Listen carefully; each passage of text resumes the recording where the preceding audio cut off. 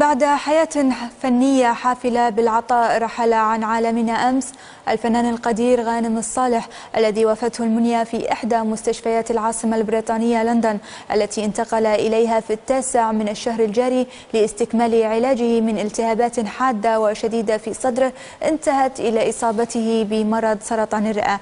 رحل الفقيد بعد نصف قرن من العطاء المتواصل في الحياة الفنية ليترك خلفه رصيدا زاخرا من الأعمال الفنية آخرها مسلسل ليلة عيد.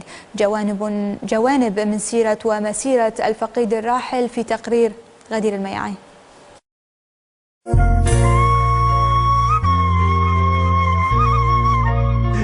نسمة حبيبتي، نسمة أنت. نعم. ورحل العملاق أحد أعمدة ورواد الحركة الفنية والمسرحية في الكويت، الفنان غانم الصالح، جوكر الأعمال الفنية كما أطلق عليه. الرجال اللي طالعك خبوط. رحل بعد صراع مرير مع المرض ليطوي معه صباح اليوم الثلاثاء مسيرة أكثر من نصف قرن ختمها في ليلة عيد الذي عرض في رمضان هذا العام. رحل مودعا الوسط الفني تاركا رصيدا من الإنجازات والأعمال، حيث كانت البداية منذ الخمسينات وتحديدا عام 1952 عندما كان طالبا وقف للمرة الأولى على خشبة المسرح في مسرحية سيدنا علي بن أبي طالب.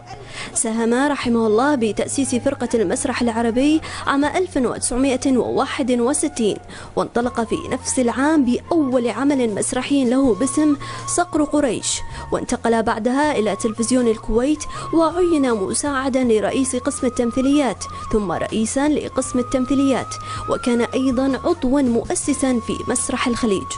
الفقيد الراحل له العديد من العروض المسرحية، أبرزها أرض قرد والكرة المدورة والأولاكي وباي باي لندن والبيت المسكون وبيت بو صالح. أعمال الفقيد الصالح لم تنحصر على خشبة المسرح، بل طالت للدراما الإذاعية، فكان البرنامج الحواري جسر المحبة والذي تم بثه خلال فترة الغزو العراقي الغاشم.